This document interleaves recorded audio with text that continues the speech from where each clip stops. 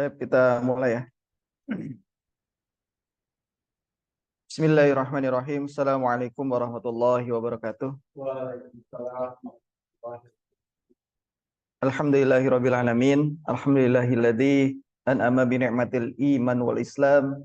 Asyhadu an la ilaha illallah wahdahu la syarikalah wa asyhadu anna Muhammadan abduhu wa rasuluh. Allahumma shalli ala Muhammad wa ala ali Muhammad.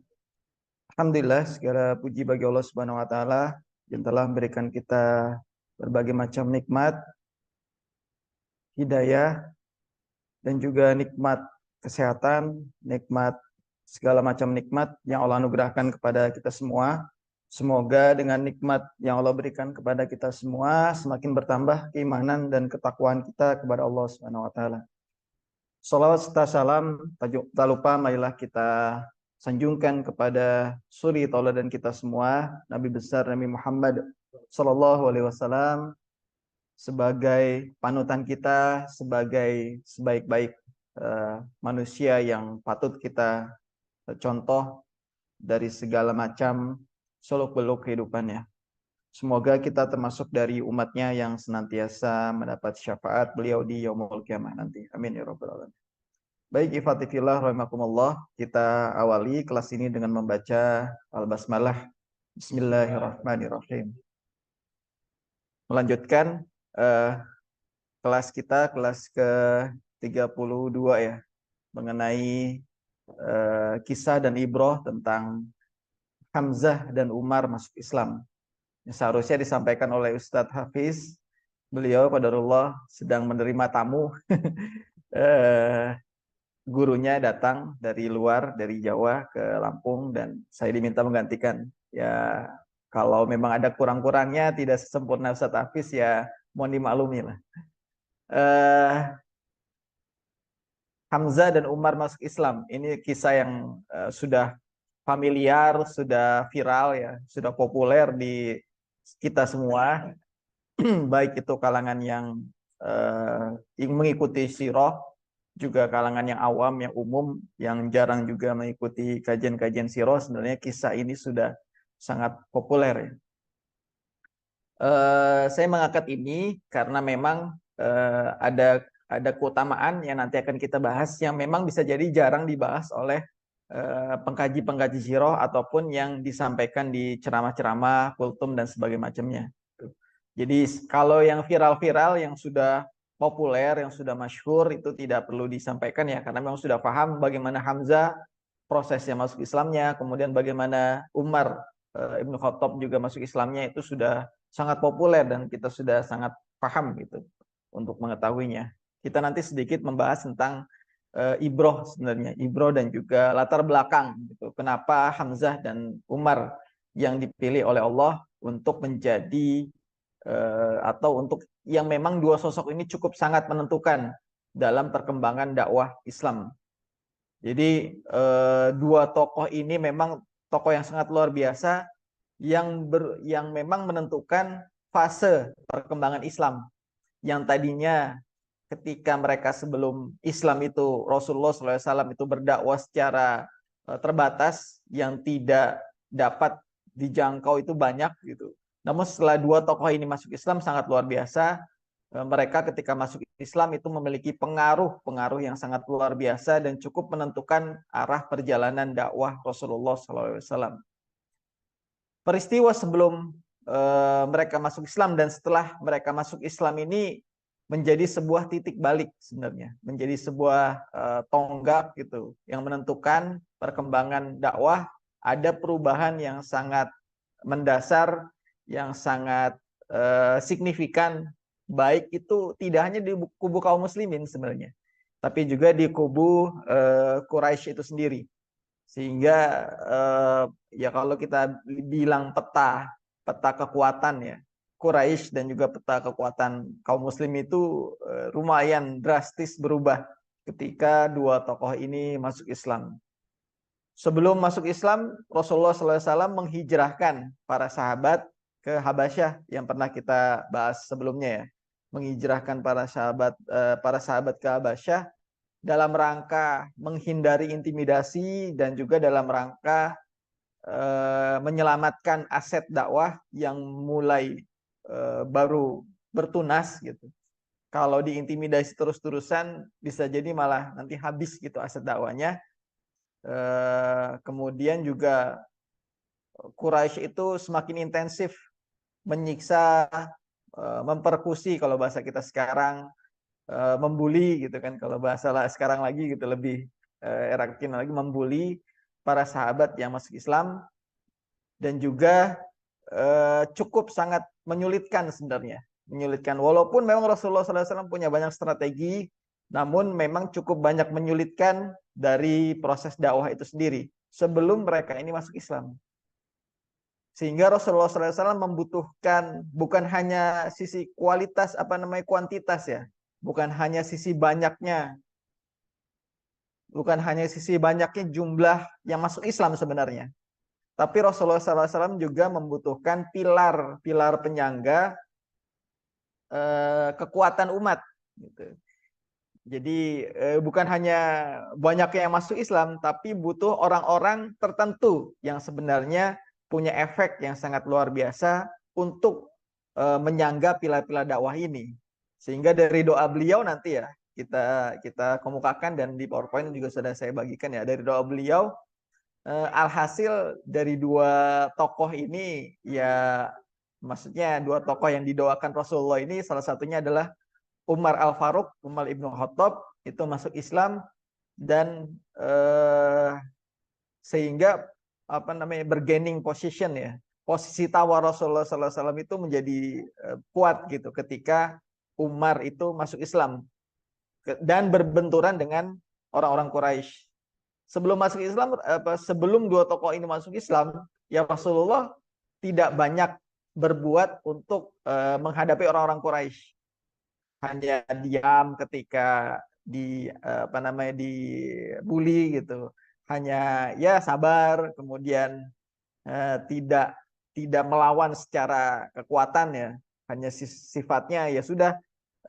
Bahkan kemarin kita ulas ada dilempari kotoran, Rasulullah dipukul, Rasulullah ketika sujud diinjak dan segala macamnya lah, hal-hal yang perbuatan-perbuatan Quraisy yang menyakiti Rasulullah, ya posisinya bertahan.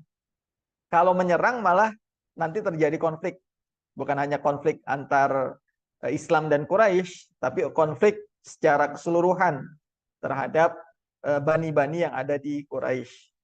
Sehingga Rasulullah SAW sampai berdoa dan dikabulkan oleh Allah. Salah satunya adalah Umar Ibn Khattab yang masuk Islam dan menjadi penyangga dakwah dan bargaining position atau posisi tawar ya. Posisi tawar dari umat Islam itu bisa diperhitungkan dalam benturan dengan Quraisy. Nah, kemudian Hamzah juga seperti itu. Walaupun memang status Hamzah secara fungsi sama dengan Umar, tentu saja ada perbedaan. Perbedaan karena Hamzah itu dari Bani Hashim yang memang tentu memang walaupun Hamzah aslinya tidak masuk Islam, kalaupun tidak masuk Islam sudah membela Rasulullah dengan faktor asobianya. Terlebih nanti ketika masuk Islam juga menjadi lebih kuat, walaupun tidak membuat terlalu membuat panik ya, tidak terlalu membuat panik dari Quraisy. Berbeda nanti ketika Umar masuk Islam. Namun ya posisinya juga luar biasa. Bahkan nanti ketika Hamzah memahami Islam secara lebih dalam, kemudian mempelajari lebih dalam. Bahkan Hamzah itu kan disebut oleh Rasulullah sebagai Sayyidul Mujahid atau Syahid gitu. Orang sebagai penghulunya para mujahidin atau penghulunya orang-orang syahid gitu. Walau ya penghulu mujahid seperti itu. Oke, bagaimana sebenarnya kisah dan juga ibroh yang akan kita ulas? Ya, pertama mulai dari Hamzah ya. Oke, Hamzah. Hamzah bin Abdul Muthalib. Ada yang tahu nasabnya? Hamzah bin Abdul Muthalib bin Hashim bin Abdul Manaf bin Qusay. Ya, sama kayak Rasulullah ya. Hanya perbedaannya di Rasulullah bin Abdullah bin Abdul Muthalib. ya paman, statusnya paman. Walaupun nanti ada hubungan juga dari apa namanya, ibunya Hamzah. Jadi Hamzah ini menjadi putra Abdul Muthalib, namun berbeda ibu dengan Abdullah. Ya, berbeda ibu dengan ayahnya Rasulullah. Ketika Abdullah ini menikah dengan Bunda Aminah, Abdul Muthalib ini menikah dengan sepupunya Aminah, Haulah binti Wahib. Ya, kalau Aminah kan binti Wahab ya. Aminah binti Wahab. Kemudian Haulah ini ibunya Hamzah itu anaknya dari Wahib. Wahib itu adiknya Wahab ya. Jangan terbalik tuh. Wahib itu kan Wahab kecil ya, kayak Hasan dan Husain ya. Jangan terbalik tuh, kakaknya siapa? Hasan atau Husain?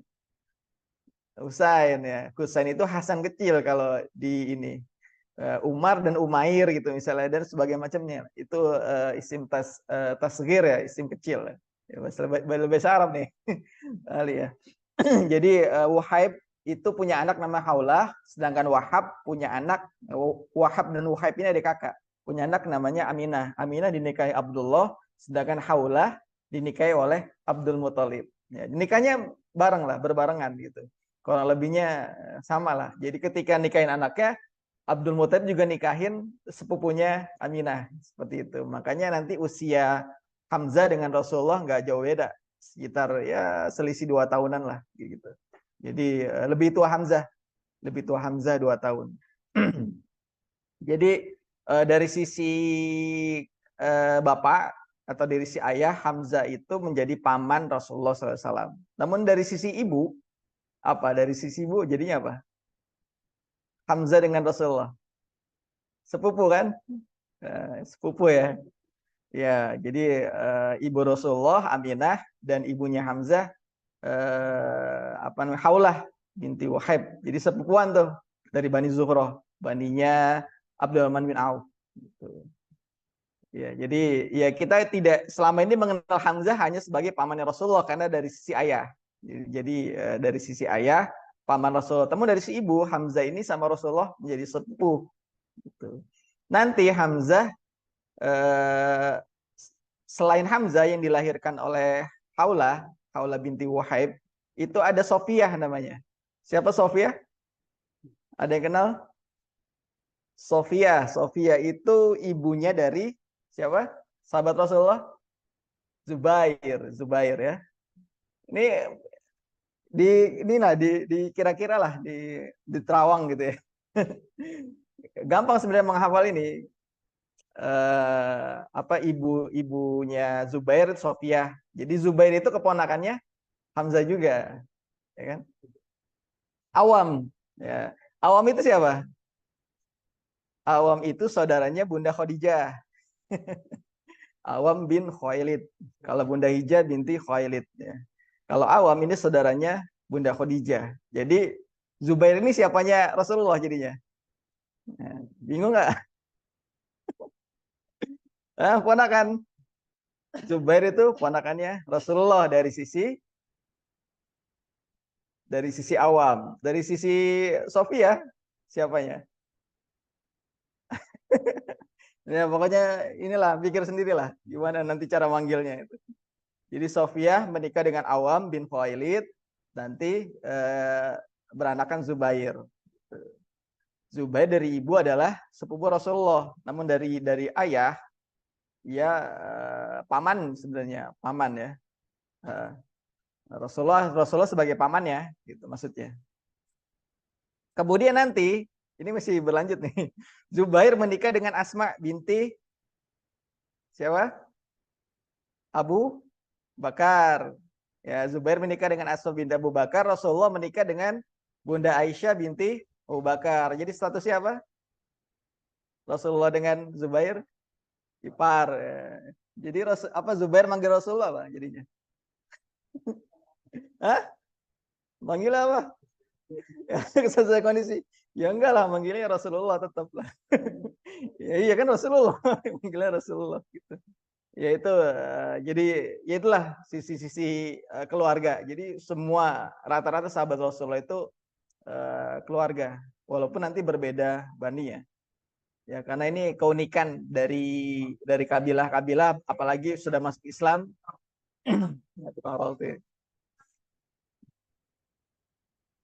Jadi ya pokoknya belibet lah urusannya. Walaupun nanti tetap akan mencari statusnya adalah dia itu mahram atau bukan. Seperti itu. Jangan sampai nanti menikah dengan mahramnya. Seperti itu. Kemudian hubungan Hamzah dengan Rasulullah yang lainnya adalah Hamzah, istri Hamzah itu merupakan saudara perempuan dari sahabat Rasul yang lain, yaitu Abbas. Istrinya Hamzah itu saudaranya dari Ummu Fadl, istrinya Abbas, dan juga saudara Asma binti Umais, saudaranya atau istrinya dari Ja'far. Jadi istri mereka bersaudara tuh. Ja'far bin Abu Thalib bin Abdul Muthalib, kemudian Abbas bin Abdul Muthalib, Hamzah bin Abdul Muthalib. Ya, istri mereka adik kakak, gitu. Enak ya kalau nikahnya nggak jauh-jauh gitu. Nah, hubungan lainnya adalah Hamzah ini saudara sepersusuan Rasulullah SAW di Bani Sa'ad ya. Selain dari di Bani Sa'ad, Halimah Sa'diyah, selain menyusui Rasulullah, Halimah juga menyusui Hamzah. Jadi apa namanya? Hamzah menjadi saudara sepersusuan dari Rasulullah SAW. Itu jadi mahramnya banyak pada jadinya kan. Makanya nanti ketika perjanjian Hudaybiyah itu ada putri Hamzah yang mulai hijrah, mulai Islam, kemudian hijrah, dan ada sahabat yang mengusulkan untuk Rasulullah itu menikahi putrinya Hamzah. Namun kata Rasulullah, Hamzah ini mahram saya, jadi saya nggak bisa menikahi keponakan, nggak boleh gitu. Kalau karena sudah mahram sepersusuan ya, kalau di luar sepersusuan masih boleh. Walaupun anaknya paman ya, jadinya sepupu itu masih boleh. Seperti itu. Jadi apa namanya, uniknya hubungan Rasulullah dengan Hamzah itu sangat-sangat dekat dari berbagai macam sisi. Ahlan, padahal. Nah, bagaimana Hamzah masuk Islam? Hamzah tentu saja sangat-sangat membela Rasulullah dari sisi asobiyah awalnya. Ya, karena Hamzah itu dari Bani Hashim. Selain Abu Thalib yang membela Rasulullah, ini Hamzah. Walaupun memang nanti tidak ada riwayat melewatkan Hamzah itu sangat membela Rasulullah dari sebelum nanti kasusnya ini, gitu ya. Kasusnya yang di sini ya, kasusnya di Bukit Sofa. Namun Hamzah itu ya memang dari sisi Bani Hashim dia tidak memusuhi Rasulullah dibandingkan nanti Abu Lahab.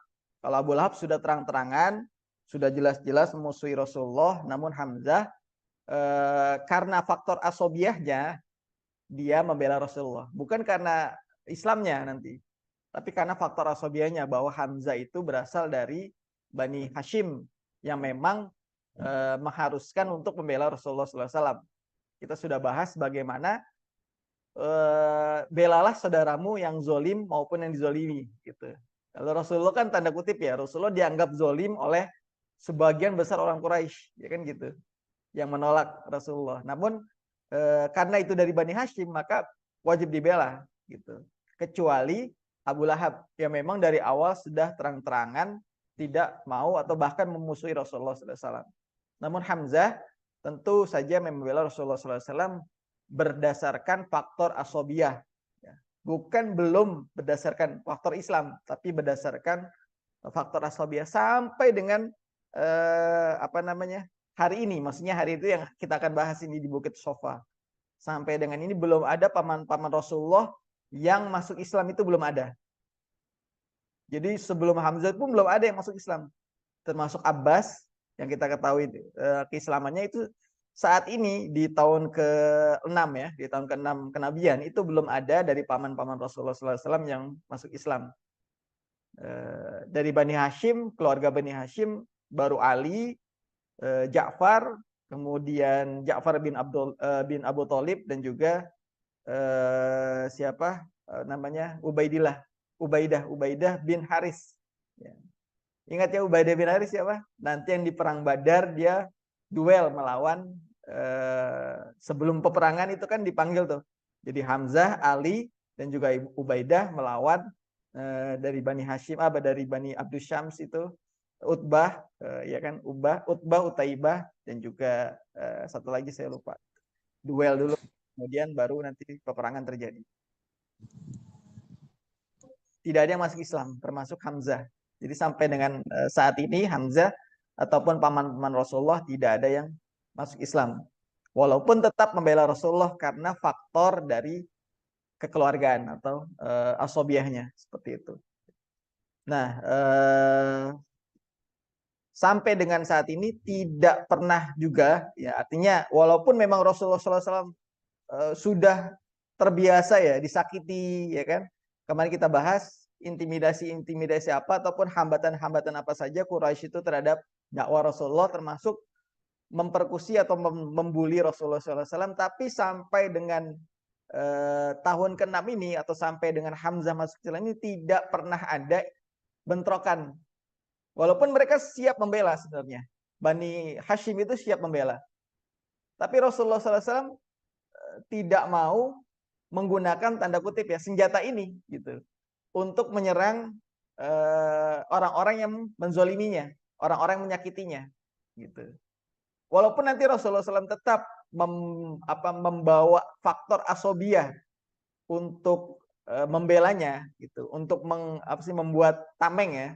Namun sampai dengan saat ini Rasulullah SAW tidak menggunakan senjata itu untuk menyerang pihak lain. Kenapa? Dikhawatirkan nanti terjadi bentrok dan mudaratnya lebih besar. Gitu, seperti itu. Sehingga ketika Rasulullah disakiti, kemudian dibully, baik itu secara fisik maupun non fisik, ya, oleh orang-orang Quraisy, ya, oleh orang-orang al-mala yang kita sebutkan kemarin, itu sampai dengan saat ini tidak pernah terjadi bentrok. Walaupun Bani Hashim siap membela sebenarnya. Jadi kalau Rasulullah bilang ngadu aja ke pamannya gitu, siapapun itu, misalnya Hamzah atau Abu Thalib itu ngadu, wahai Abu Thalib saya disakiti gini, oh siap, nanti Abu Thalib langsung mengerahkan pasukan menyerang siapa yang menyakiti beliau. Ya yang sering kan Abu Jahal ya, yang sering gitu. Ya siap berarti bertempur melawan Bani Makhzum, kan Abu Jahal dari Bani Makhzum, siap untuk bertempur. Namun sampai dengan saat ini tidak terjadi bentrok, sehingga walaupun Rasulullah SAW disakiti, namun tidak pernah mengadu kepada Bani Hashim itu sendiri. Ya memang ini menjadi modal Rasulullah SAW. Di satu sisi asobiah ini menjadi senjata, menjadi modal Rasulullah, namun tidak pernah benar-benar Rasulullah gunakan modal ini. Gitu. Tidak pernah Rasulullah SAW gunakan. Ya, bahkan sampai nanti diboykot, sampai nanti Rasulullah SAW hijrah itu senjata ini nggak dipakai sebenarnya sama Rasul. Ya. Faktor asobiah ini sebenarnya tidak pernah benar-benar dipakai oleh Rasulullah SAW. Sampai hijrah, sampai nanti membentuk masyarakat di Madinah, sampai nanti perang Badar, pada akhirnya ditinggalkan asobiah ini. Asobiah ini dipakai Rasulullah hanya sebatas menjadi pembela saja, namun tidak benar-benar dipakai untuk bentrokan, tidak.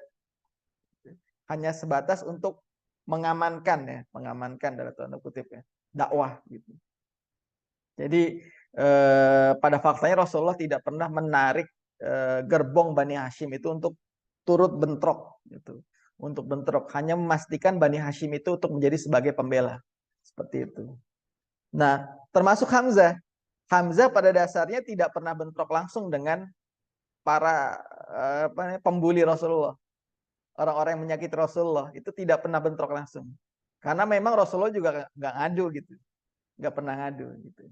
Dan Hamzah juga tidak pernah berurusan dengan, artinya tidak pernah berurusan juga tanda kutip dengan Rasulullah dalam hal berbicara langsung, kemudian apa yang bisa saya bantu, nggak pernah Hamzah itu. Gitu. Secara faktor kekeluargaan Hamzah pun nggak pernah menawarkan bantuan langsung kepada Rasulullah. Apa yang bisa saya bantu, nggak? Gitu. Inilah uniknya Hamzah. Ya. Dan juga karena kita tahu kan ya, di awal-awal Rasulullah berdakwah terbatas, kemudian nanti di tahun ke-4 itu mulai dakwah terbuka, Rasulullah memetakan nih orang-orang kita pernah bahas ada 3 peta dakwah Rasulullah. Yang pertama yang siap menerima dakwah, yang kedua yang tidak mau berislam, tidak mau beriman namun tidak menentang. Yang ketiga Rasulullah SAW memetakan orang yang tidak menerima Islam dan juga menentang. Ini perlakuannya tiga objek dakwah ini berbeda-beda. Kalau yang siap menerima, nih ada peluang nih dia akan menerima Islam, jadi dakwahi terus. Tapi kepada orang yang tidak, kayaknya nih nggak bakal menerima Islam, Rasulullah nggak terus-terusan dakwah, kemudian sampai orang ini bosan, enggak. Jadi ada strateginya. Terlebih lagi nanti kepada orang-orang yang tidak mau menerima dakwah, namun dia akan menentang. Itu beda lagi perlakuannya. Nah, Hamzah ini termasuk dari orang-orang yang dia tidak mau menerima Islam, namun tidak menentang. Nah, makanya sama Rasulullah di silent aja, dibiarkan saja gitu. Dan Rasulullah terhadap orang yang mengintimidasi bersabar.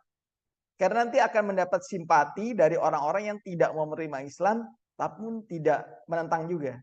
Nah, ini nanti akan berbeda perlakuan dari Rasulullah SAW terhadap tiga golongan ini gitu. Makanya perlakuannya akan berbeda.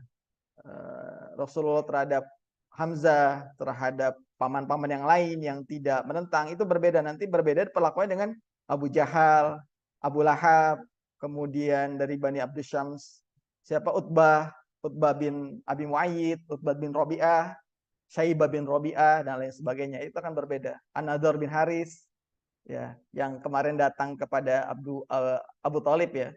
Para petinggi-petinggi Quraisy, Abu Sofyan dan lain sebagainya itu berbeda. Jadi berbeda perlakuannya. Walaupun nanti mereka pun yang tadi yang menentang tidak mau menerima Islam itu akan terpecah lagi mereka itu perlakuannya. Perlakuannya akan terpecah-pecah lagi. Respon Rasulullah terhadap Abu Jahal berbeda dengan respon Rasulullah terhadap yang lainnya. Jadi Rasulullah nggak menyamakan perlakuannya. Responnya tuh berbeda. Jadi jangan anggap ya kita ini sama orang kafir berbeda ininya perlakuannya. Terhadap orang kafir yang menyerang Islam dengan orang kafir yang biasa-biasa saja harusnya berbeda perlakuannya. Ya sekarang kan ya yang beberapa kejadian lalu kan orang-orang yang ngebom itu kan merasa ini orang kafir nih dibom gitu kan.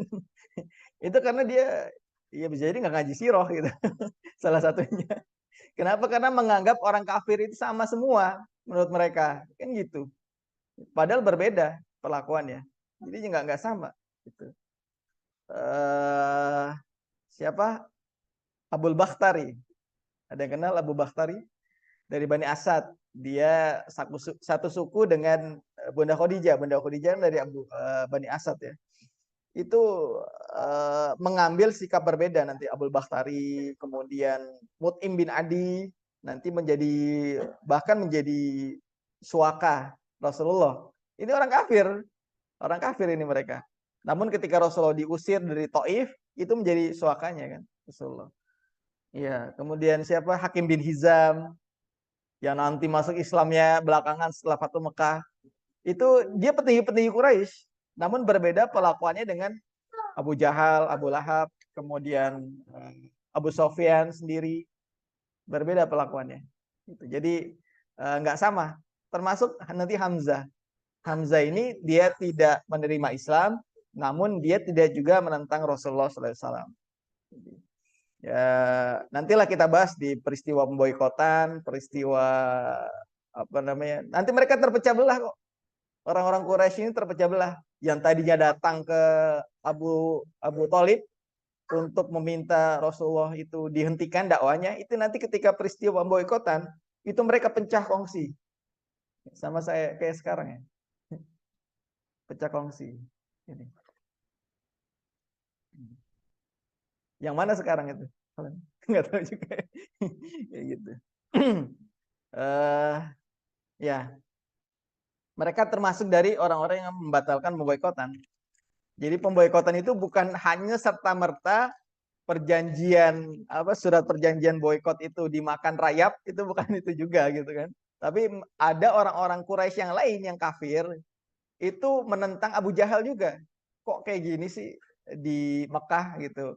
Tanah yang diberkati, kemudian tempat berkumpulnya banyak orang untuk beribadah gitu. gitu. Kok ada perlakuan kezoliman di dalamnya gitu. Pada akhirnya seperti itu nanti. Jadi apa namanya, melanggar norma-norma jahiliyah pada akhirnya. Walaupun nanti Abu Jahal, Abu Lahab itu melanggar norma jahiliyah, itu akan ditentang dengan petinggi Quraisy yang lain yang kafir juga. Jadi mereka juga nggak bersatu aslinya gitu. Pada aslinya itu mereka juga nggak bersatu.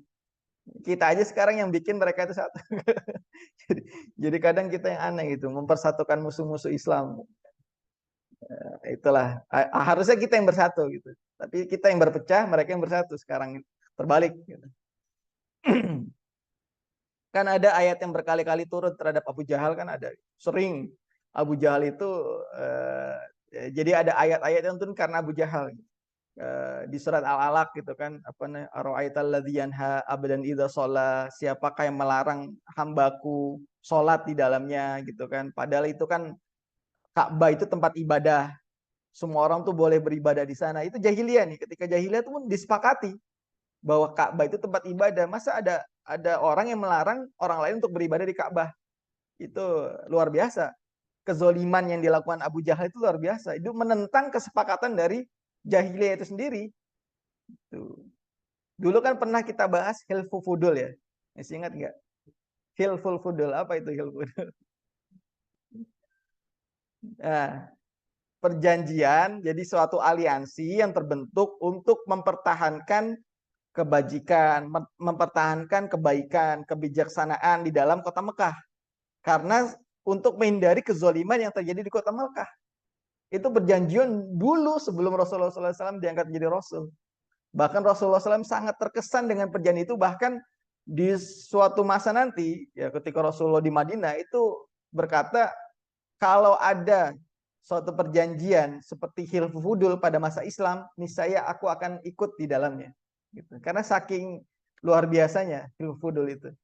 Itu terjadi sebelum masa Rasulullah diangkat. Gitu. Bahkan Rasulullah masih muda, itu menjadi tokoh Hilful Fudul. Nah, ini untuk menghindari tindakan dari kejahatan di tanah suci. Gitu. Abu Jahal ini luar biasa penentangannya. Ketika ada orang sholat di Ka'bah, itu kan Ka'bah tempat ibadah. Siapapun boleh sebenarnya beribadah di sana, tapi Rasulullah dizolimi di situ.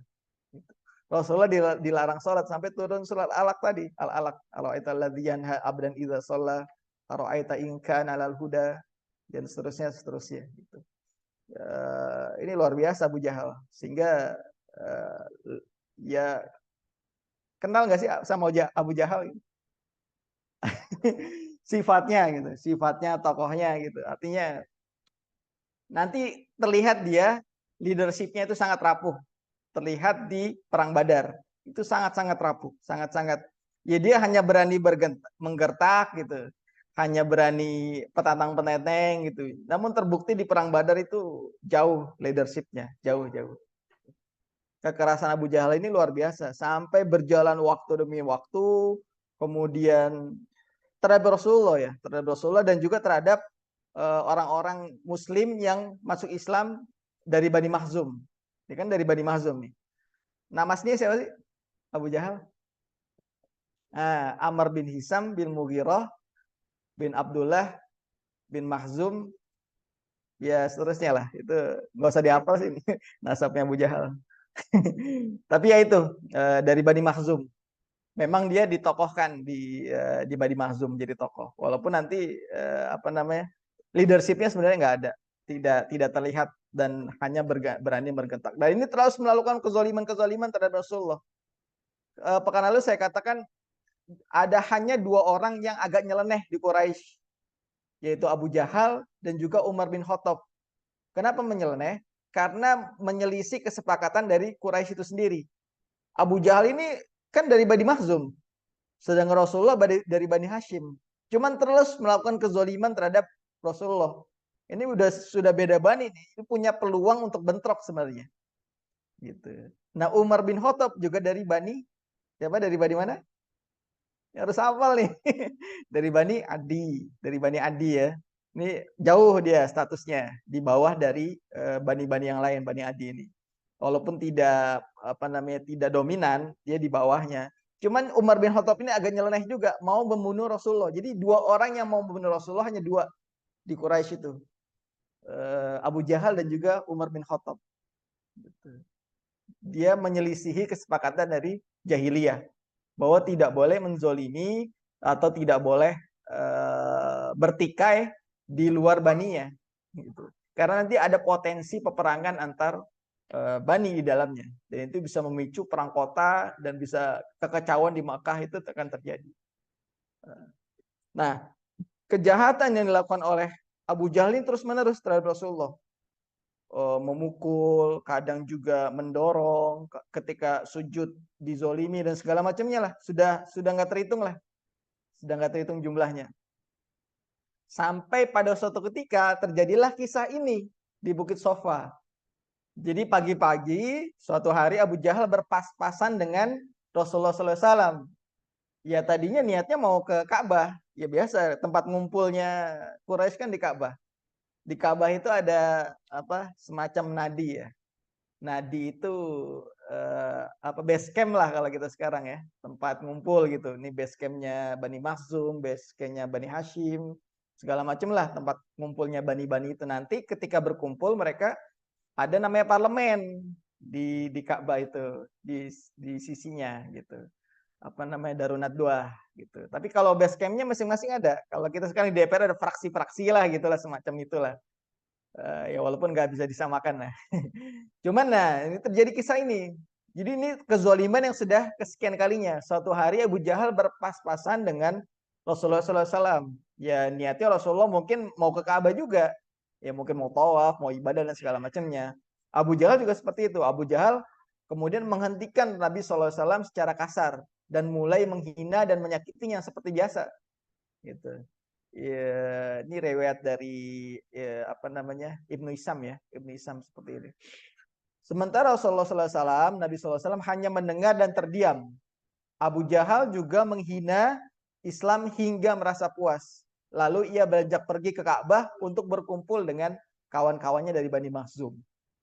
Nah, dalam riwayat lain, ini kan riwayat Ibnu Hisam. Dari riwayat lain itu sampai Rasulullah SAW dipukul dan juga sampai berdarah. Gitu. Nah, ini udah biasa sebenarnya dilakukan. Sudah biasa dilakukan. Namun Rasulullah SAW tentu seperti biasa juga.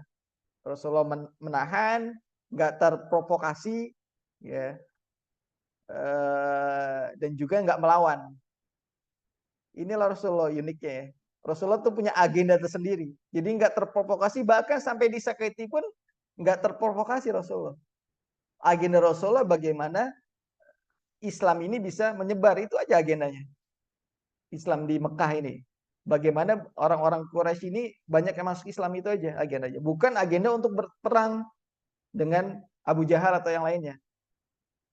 Ini Rasulullah sampai pada titik ini Rasulullah SAW tetap tenang, tetap bersabar sampai ya kejadian ini gitu. Nah, di kemudian kejadian ini di Sofa, ini Bukit Sofa ya. Kejadian ini disaksikan oleh seorang pembantu dari Abdullah bin Jud'an. Ada ingat siapa Abdullah bin Jud'an? Dulu kita pernah bahas tuh. Ini salah satu tokoh dari Hilfu Fudul. Ya. Jadi kan dulu perang apa? Ya, perang Fijar. Ya, di Mekah itu terjadi perang Fijar. Ini pertemuan-pertemuan awal nih. Perang Fijar, kemudian korban-korbannya itu ini Abdullah bin Jud'an yang ininya, yang mengganti ruginya gitu. Yang membayar ganti ruginya ini Abdullah bin Jud'an. Ini luar biasa orang nih. Orang kafir Quraisy ini, Abdullah bin Jud'an, belum masuk Islam dan kayaknya nggak masuk Islam kayaknya. Ini tapi luar biasa. Korban-korbannya ganti ruginya itu semuanya ditanggung oleh Abdullah bin Jud'an. Ini luar biasa orang ini. Dan dermawannya sangat luar biasa. Nah, ini disaksikan oleh pembantunya. Ya, tentu saja Abdullah bin Jud'an ini bagian dari Hilfu Fudul. Termasuk Rasulullah juga bagian dari Hilfu Fudul. Jadi faktor kesamaannya bukan faktor keislaman, tapi faktor asobiah. Hilfu Fudul. Rasulullah ini tokoh muda Hilfu Fudul dulu nih. Kawan kami gitu, kata Abdullah bin Jud'an. Kawan-kawan kita lah, keluarga kita dari Bani Hashim yang menjadi tokoh Hilful Fudul. Termasuk dari Abdullah bin Jud'an dekat dengan Rasulullah karena beliau termasuk dari tokoh Hilful Fudul. Nah, kemudian ia kemudian melaporkan kejadian itu kepada Hamzah yang lewat tempat tersebut, lewat tempat tersebut beberapa saat kemudian. Akhirnya dilaporkan, wahai Hamzah, saya melihat keponakanmu di gini gini gini gini gini. Pokoknya diceritain lah, dibully, kemudian dipukul sampai berdarah sama Abu Jahal. Kemudian apa? Hamzah ini baru pulang dari berburu. Kerjaan Hamzah ini berburu, makanya dia sebut singa padang pasir ya, salah satunya ya, julukannya Asadullah, singanya Allah di dalam Islam itu. Nah, disebut singa padang pasir ini Hamzah. Nah, dia pulang dari berburu, berburunya bukan berburu rusa, berburu apa, dia berburunya singa gitu. Ya, berburu ya, bayangkan berburunya ini. Nah, Hamzah ini biasanya kalau Hamzah pulang dari berburu dia tawaf ke Ka'bah. Nah, beberapa riwayat menyebutkan nih baru pulang dari berburu, dilaporkan sama pembantunya Abdullah bin Jud'an, kemudian mukanya langsung merah, langsung marah gitu. Kemudian Hamzah ini langsung tawaf. Hamzah marah besar, dia langsung bergegas menuju Ka'bah sebelum menemui sebenarnya. Sebelum menemui Abu Jahal dia tawaf 7 putaran itu. Biasa gitu. Kemudian tawaf, dan biasanya kalau tawaf, ini kalau nggak ada laporan ini, biasanya dia menyapa dari bani-bani lain tuh, menyapa, ngobrol, say hello lah segala macem gitu kan. Boleh ya tawaf itu sambil ngobrol ya, nggak tahu sih. Tapi kalau masa jahiliyah gitu, jadi sambil tawaf sambil ngobrol, nyapa, say hello, gimana pertandingan bola semalam kayak gitu-gitu ya. Ya banyak yang diomongin lah. Namun hari itu tidak dia Hamzah. Fokus dia tawaf, mukanya merah, marah besar, nggak ada yang disapa sama sekali. Semua orang itu nggak ada yang disapa. Gitu. Jadi fokus tawaf, kemudian langsung menemui Abu Jahal dengan wajah merah padam. Jadi Hamzah itu langsung menemui dan berkata, wahai pengecut, nih di redaksinya ya, terjemahannya seperti itu. Berani-beraninya kamu menyakiti keponakanku, sementara aku sudah memeluk agamanya. Jadi ini gertakan dari Hamzah sebenarnya. Karena nanti ada riwayat lainnya mengatakan ketika itu saya sebelumnya belum masuk Islam. Jadi ketika berkata kepada siapa Abu Jahal, Hamzah itu sebenarnya belum masuk Islam. Tapi untuk menggertak kemudian menciutkan nyali Abu Jahal, itu dia Hamzah mengatakan seperti itu. Agar apa? Agar Abu Jahal itu merasa, nah loh, Hamzah aja udah masuk Islam kayak gitu. Padahal dia nanti berkisah sebelumnya. Dahulu saya begini dan sebenarnya saya belum masuk Islam. Ini hanya kalimat untuk menggertak kemudian menciutkan nyali dari Abu Jahal. Dan untuk agar Abu Jahal ini nggak macam-macam lagi sama keponakanku. Jadi Abu Jahal itu langsung kemudian memukulnya dengan busur sampai Abu Jahal itu berdarah dan jatuh gitu. Nah, kemudian tiba-tiba itu di sekelilingnya kan Bani Mahzum. Langsung tanpa dikomando itu Bani Mahzum langsung berdiri, bikin barisan, siap untuk menyerang. Di sisi lain, di sisi Hamzah itu ada Bani Hashim dan sudah siap berhadapan-hadapan. Ini sebenarnya sudah siap perang antar dua bani ini. Bayangkan kalau terjadi perang. Seperti itu. Namun Abu Jahal masih logis, masih berpikir, ini kalau saya maju, saya bilang serbu langsung ini. Namun Abu Jahal enggak, dia masih berpikir logis. Ini kalau saya maju terjadi pertempuran, peperangan, kemudian terjadi kekacauan di Mekah, ya saya akan bakal saya yang akan disalahkan gitu. Karena awal mulanya ya dari saya gitu, Abu Jahal. Kemudian kata Abu Jahal, sudah, bubar kayak gitu. Jadi nggak jadi. Itu titik ledakan dari Hamzah terhadap perlakuan. Ini sebenarnya sudah diketahui Hamzah, sudah familiar. Oh, Abu Jahal nyakitin keponakanku, Abu Jahal menyakiti, udah sering didengar. Namun ini titik ledaknya di sini. Hamzah baru pulang dari berburu, dilaporkan oleh orang lain keponakannya dianiaya, dizolimi, kemudian langsung mendatangi Abu Jahal, kemudian langsung mengatakan saya sebenarnya sudah masuk Islam gitu. Jangan berani-berani menyakiti keponakanku gitu. Padahal aku sudah memeluk Islam. Gitu. Padahal sebenarnya belum, cuma gertakan aja. Ini Hamzah masuk Islamnya karena asobiah, bukan karena tanda kutip hidayah, belum karena hidayah. Gitu. Hamzah memukul Abu Jahal dengan busur panahnya hingga berdarah hebat, sedangkan Abu Jahal tidak kuasa menghindar dan membalas. Nah, ini riwayat dari Ibnu Hisham. Nah, apa namanya? Ini membuat Abu Jahal itu menjadi ciut nyalinya. Kalimat ini sebenarnya yang nggak diinginkan oleh Quraisy itu ini. Gitu. Wow, Hamzah masuk Islam, jadi jangan langsung viral gitu. Ya kalau kita di videoin, diviralin lah gitu, kemana-mana gitu kan. Ketika itu juga gitu, langsung rame. Di Quraisy itu langsung rame. Bahwa Hamzah sudah masuk Islam. Tapi ternyata sebenarnya kalimat ini hanya kalimat yang sebenarnya nggak diinginkan oleh Quraisy.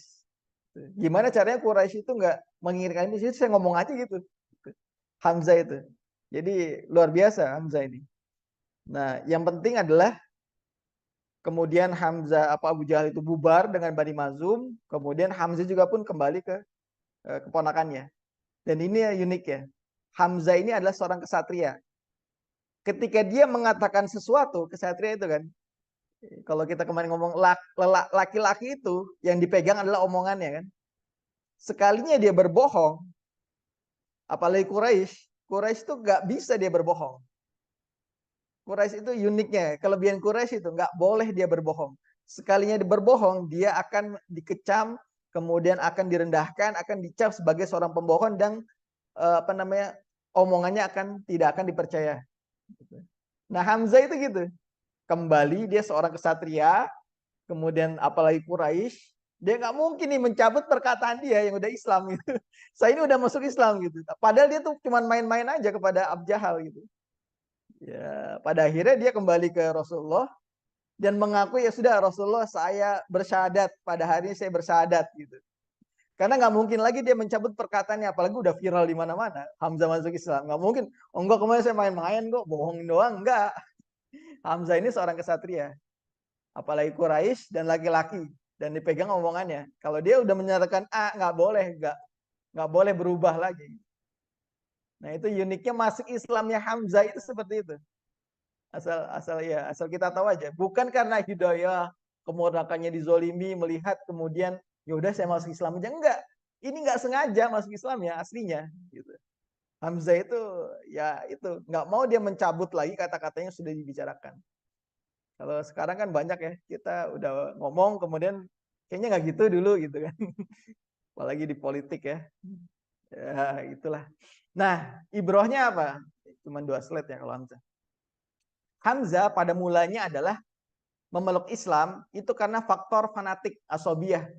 Keluarganya dizolimi itu aja.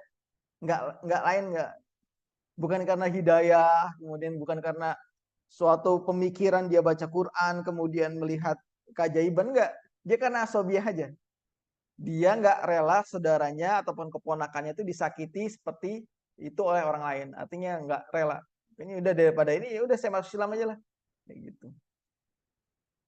Artinya apa? Orang itu bisa masuk Islam banyak caranya, banyak sebabnya. Bukan hanya karena hidayah, bukan hanya karena dengar suara azan, bukan hanya karena baca buku, baca Al-Quran, mendengar Al-Quran, melihat orang sholat dan segala macamnya. Banyak, bahkan di masa Rasulullah ada yang mau masuk Islam karena apa? Karena harta ada. Gitu. Nanti ada kisahnya. Orang masuk Islam, ya Rasulullah, ya Muhammad, kami ini mau masuk Islam, tapi apa yang kami akan dapat ketika masuk Islam? Kata Rasulullah, itu di bukit itu kalau kalian lihat, itu ada segerombolan gembalaan kambing. Kalau kalian masuk Islam, kalian dapatkan itu. Ya udah, kami masuk Islam. Ya langsung diambil itu. Jadi Islam itu banyak caranya. Gitu. Orang bisa masuk Islam melalui berbagai macamnya. Terus gimana tuh niatnya? Ya, masalah niat urusan belakangan. Yang penting syahadat dulu. Gitu. Itu uniknya. Jadi nggak bisa dan juga jangan dipersempit. Jangan dulu kalau ada orang masuk Islam ditanya gimana, udah yakin sama Islam gitu. Udah ini, udah itu. Nanti jangan sampai keluar lagi udah Islam. Udah ditakut-takutin duluan. Islam tuh begini loh, bakal sholat setiap hari, bakal ini. Jadi orang mau masuk Islam udah ditakut-takutin. Jangan, jangan.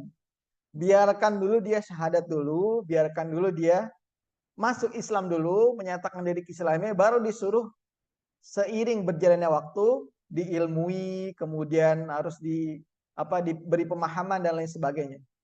Gitu. Jadi kalau ada kawan ya mudah-mudahan ada lah gitu, ada kawan kalian atau kita semua itu mau masuk Islam, itu jangan dulu ditakuti Islam tuh harus sunat gitu. Harus pakai jilbab, terus rapat segala macam. Jangan dulu. Jangan. Yang penting dia syahadat dulu, seiring berjalannya waktu nanti baru diilmui. Itu yang terjadi di Hamzah. Hamzah masuk Islam bukan karena hidayah, tanda kutip ya, hidayah. Bukan karena dia mempelajari Islam, karena asobiyah. Karena keponakannya dizolimi, dia mau masuk Islam. Itu aja. Itu bukan karena yang lainnya.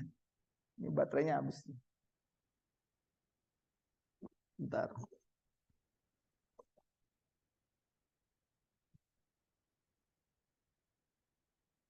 Izin Ustaz. Apa?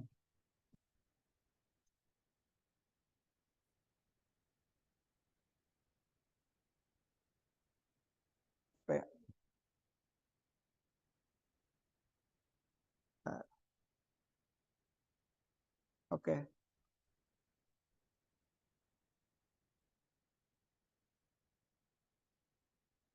Bentar ini jadi ngeheng nih.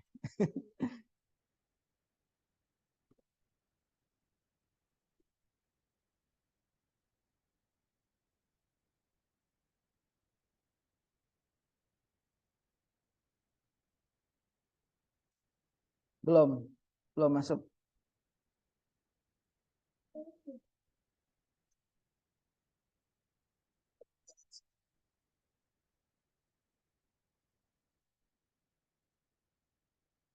Ah, ini kembali lagi ya.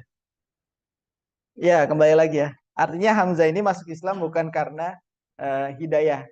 Lebih kepada faktornya pada mulanya adalah faktor asobiyah.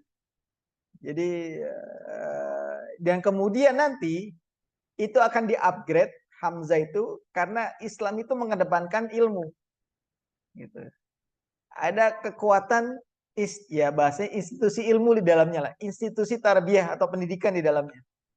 Makanya awal ayat yang diturunkan adalah Iqra kan. Bacalah karena menuntut kita untuk berpengetahuan, memiliki nalar yang jelas, memiliki narasi yang jelas, memiliki keilmuan yang benar gitu. Jadi itu. Jadi seiring orang itu masuk Islam, maka itu harus diilmui, terus dibimbing, diajarkan, kemudian diberi pencerahan. Jangan udah masuk Islam kemudian dibiarkan, jangan. Meski motif awalnya tidak ideal, artinya Hamzah ini nggak ideal awalnya masuk Islamnya, tapi Hamzah kemudian mempelajari Islam dengan baik sehingga benar-benar memeluk Islam dengan tulus dan ikhlas. Artinya Hamzah itu wafat di perang Uhud. Ya. Itu di tahun ke-3 Hijriah. Kemudian dia memeluk Islam di tahun ke-6 kenabian. Itu berapa tahun? Artinya Hamzah itu memeluk Islam berapa tahun? Coba hitung. Tahun ke-6, kemudian tahun ke-13 Rasulullah hijrah, tahun ke-3 Hamzah wafat. Berapa? 10. Artinya Hamzah itu hanya tanda kutip hanya 10 tahun saja masuk Islam. Hanya 10 tahun memeluk Islam dibandingkan masa jahiliyah. Jahiliyahnya dia berapa tahun? 40 tahun lebih lah. Artinya selisih dengan Rasulullah aja 2 tahun lebih tua dari Rasulullah. Rasulullah di usia 40 menerima wahyu. Tahun ke-6 berarti 46, 48 tahun. Hamzah itu jahiliyah. Hanya 10 tahun Hamzah itu Islam. Tapi pencapaiannya ya kita tahu luar biasa. Hamzah kemudian menjadi pembela besar Islam dan dijuluki sebagai syahid ya, syahid asyuhada, penghulu para syuhada. Luar biasa 10 tahun jadi penghulu para syuhada. Antum Islam berapa tahun? Sudah jadi apa? Ya itulah bedanya kita dengan sahabat. Sahabat itu 10 tahun langsung jadi karena ilmunya, karena keilmuannya dipelajari Islam sampai benar-benar ikhlas, sampai benar-benar tulus, berilmu dan luar biasa. 10 tahun saja memeluk Islam itu dan kemudian syahid, meninggal di jalan Allah, itu mendapat predikat syahid asyuhada, penghulu para syuhada. Dan itu sabda Rasulullah. Dan juga asadullah, singa Allah. Asadullah. Luar biasa Hamzah. Gitu. Makanya inilah kekurangan kita hari ini. Kita kekurangan narasi keilmuan sebenarnya. Narasi yang sifatnya keilmuan dari dalam. Di dalam tubuh umat Islam itu sendiri. Padahal jelas-jelas kita diturunkan ayat Al-Quran pertama itu dengan kata Iqra. Namun kadang hari ini kita narasi kita itu luar biasa. Kehilangan narasi bahkan. Bahkan ada apa namanya, sahabat Rasulullah mengatakan ya, ada orang di pagi hari masuk Islam karena dunia, dan kemudian dunia itu menjadi tujuan segalanya. Di sore hari dia menjadi akhirat menjadi tujuan segalanya. Itu ketika di zaman Rasulullah SAW banyak orang-orang seperti itu. Di pagi hari dia masuk Islam karena dunia, di sore hari dia masuk Islam sudah berislam dengan akhiratnya. Dalam sehari visi misinya berubah. Jadi ada daurah sehari gitu istilahnya gitu. Ya, kita juga perlu sebenarnya dalam sehari kita berubah nih. Cuman kita belajar sirah aja udah berapa tahun nih. Seperti itu.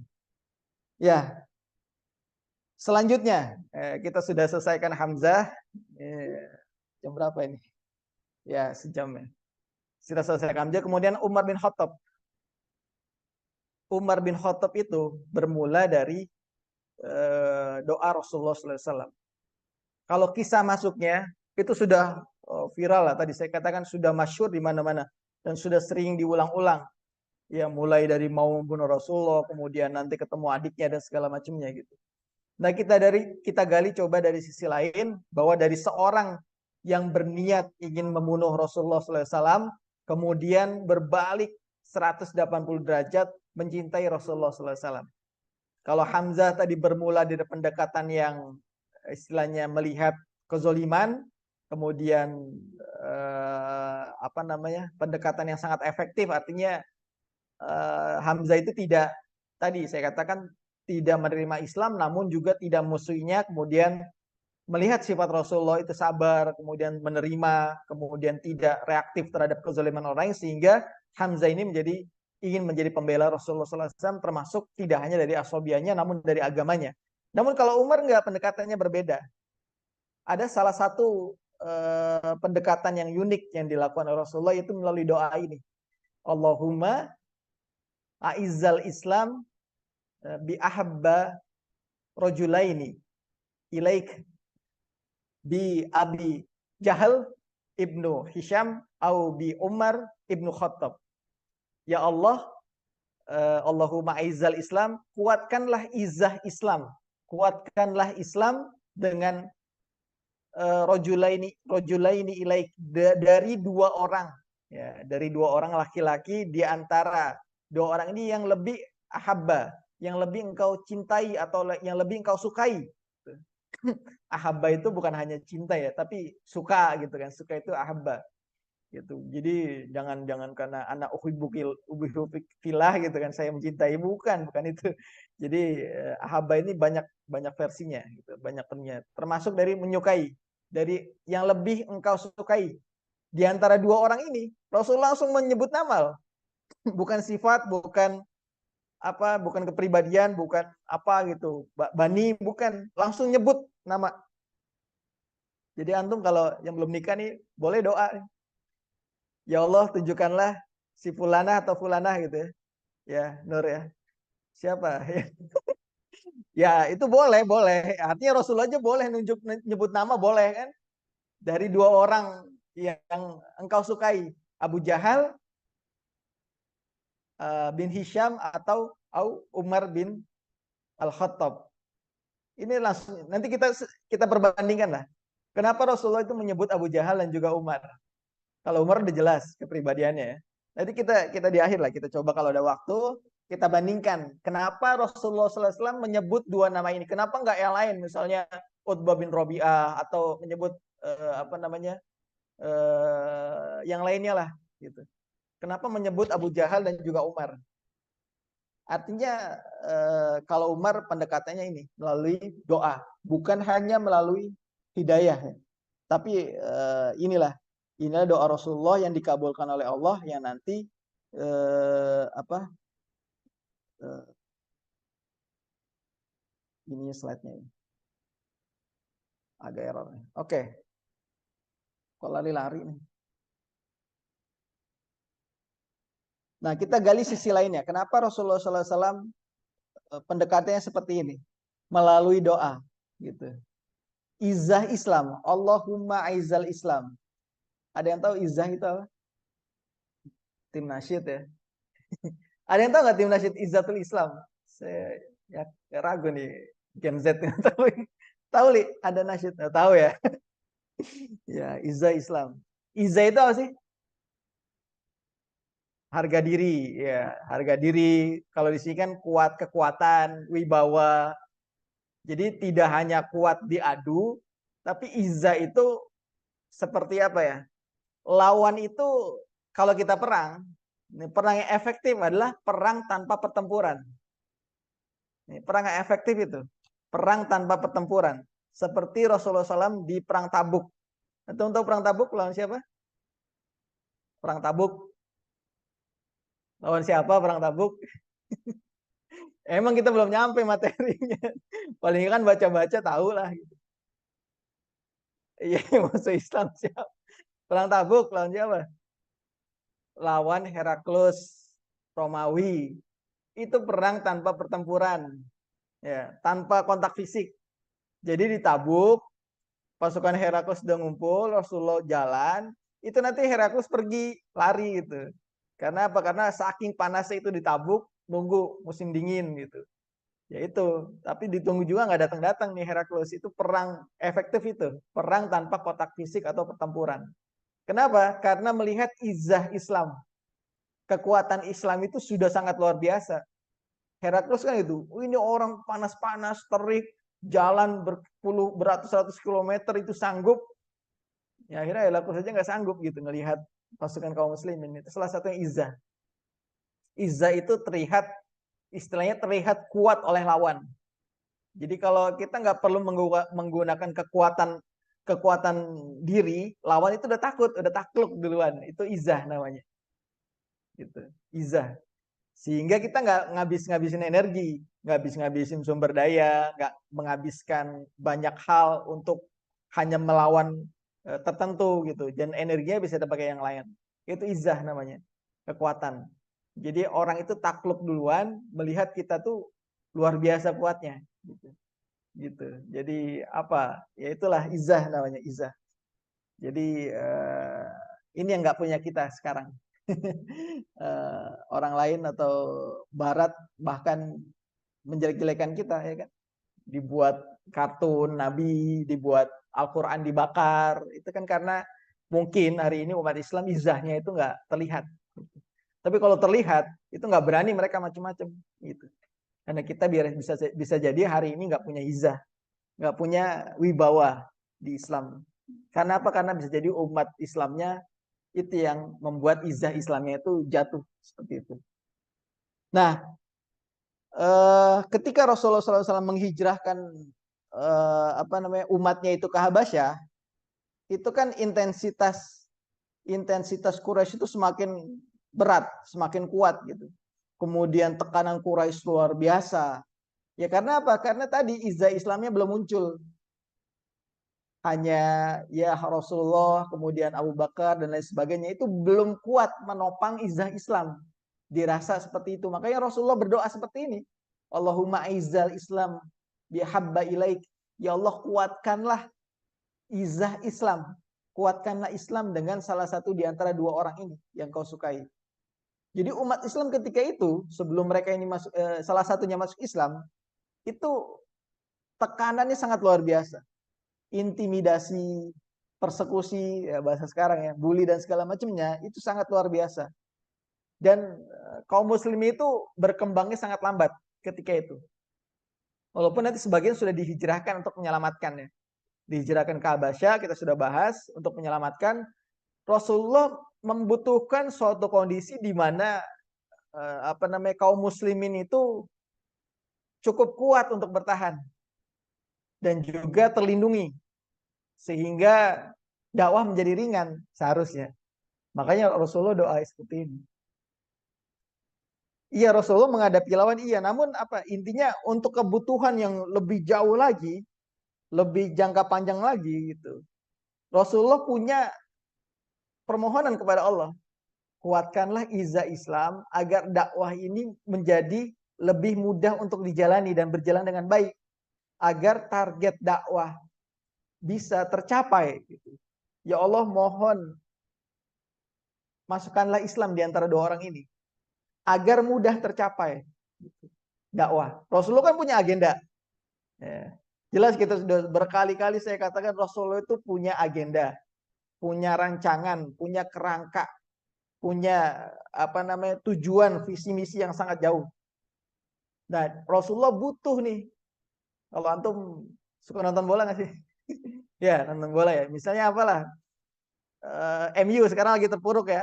Saya ibaratkannya biar gampang gitu ya. MU tuh butuh satu pemain yang bisa mengkolaborasi gitu. Formasi yang udah ada gitu. Agar apa? Agar naik nih trennya. Sekarang kan kacau balau ya. Iya, benar nggak sih? Saya bukan penggemar MU sih. Ya, gitulah. Atau apalah gitu. Butuh satu orang nih, pemain yang bisa mengkolaborasi semuanya. Dulu beli Ronaldo nggak jadi kan, nggak pas gitu. Messi nggak bisa ngangkat juga. Ini butuh satu pemain nih, siapa gitu. Seperti gitu Rasulullah. Ya, contohnya biar gampang lah gitu. Tapi nggak mirip-mirip bener kan. Biar gampangnya seperti itu. Rasulullah punya visi jauh, namun terhambat dengan Quraisy ini. Banyak intimidasi, bahkan semakin berat percobaannya gitu, tantangannya.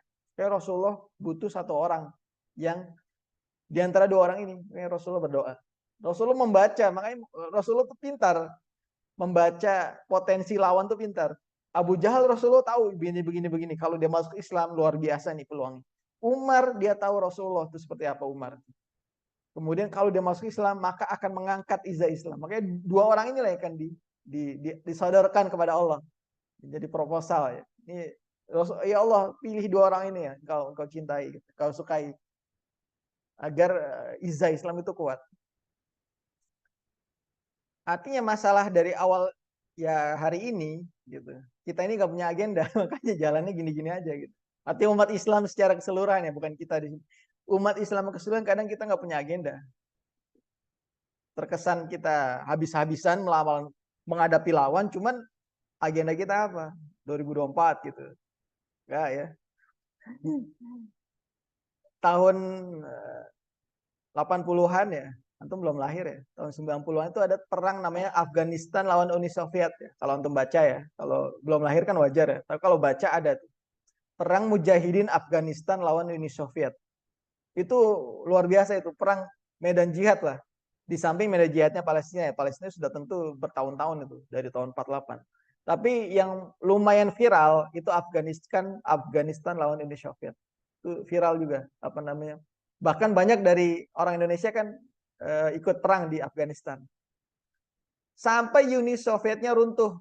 Ya, Gorbachev ya. Tahu Gorbachev ya? Presiden Gorbachev itu menyatakan Uni Soviet itu runtuh. Tahu Uni Soviet nggak sih? Nggak ya? Rusia sekarang, Rusia.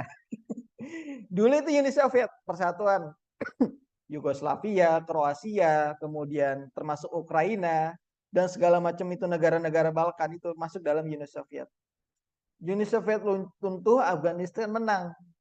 Tapi setelah itu, karena nggak punya agenda, ini tanpa merendahkan perjuangan para mujahidin ya, karena nggak punya agenda, ya sudah akhirnya apa?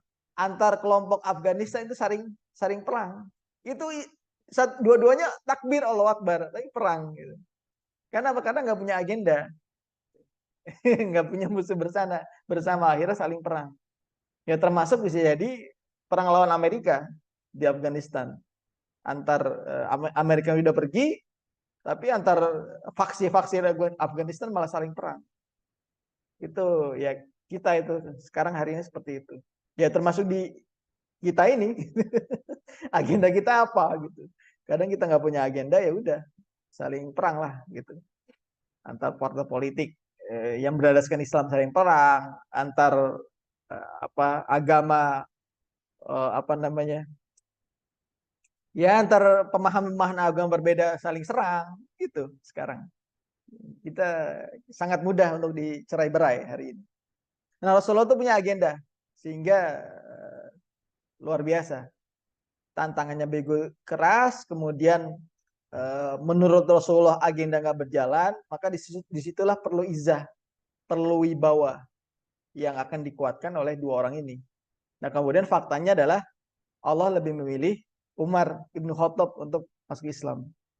Dan Rasulullah SAW sangat cerdik memainkan melihat potensi dua orang ini sebenarnya. Gitu. Nah, siapakah Umar? Sebelum nanti kita bahas ya. Siapakah Umar?